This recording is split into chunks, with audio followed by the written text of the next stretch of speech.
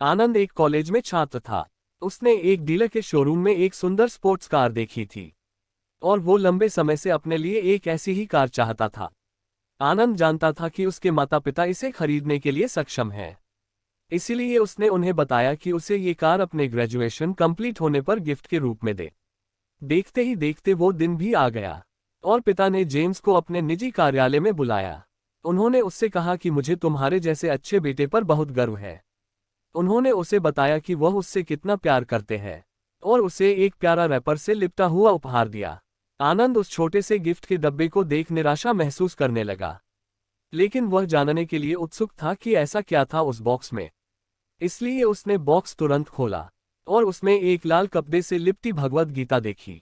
आप इतने अमीर हैं और आप मुझे केवल एक गीता दे रहे हैं।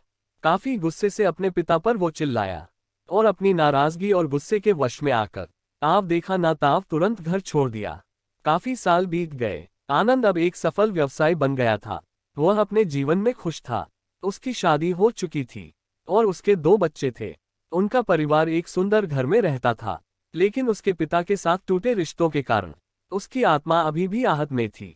आनंद अपने पिता का घर छोड़ने के बाद कभी उनसे नहीं मिला था।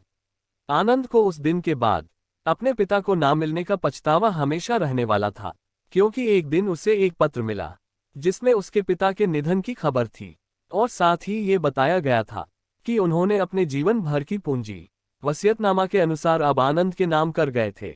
अपने पिता की सारी संपत्ति विरासत में मिली तब आनंद अपने पिता के घर पहुंचा और कुछ महत्वपूर्ण कागज की तलाश करने लगा और गलती से उसे वही भगवद गीता का उपहार लिपटा हुआ मिला, जिसे देख उसे फिर उसी उदासी का एहसास हुआ।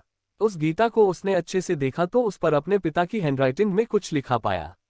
उस पर लिखा था, मैं खुद को बेचकर भी हर सपना पूरा करूंगा तेरा, बस तू सपने जरा बड़े देखना।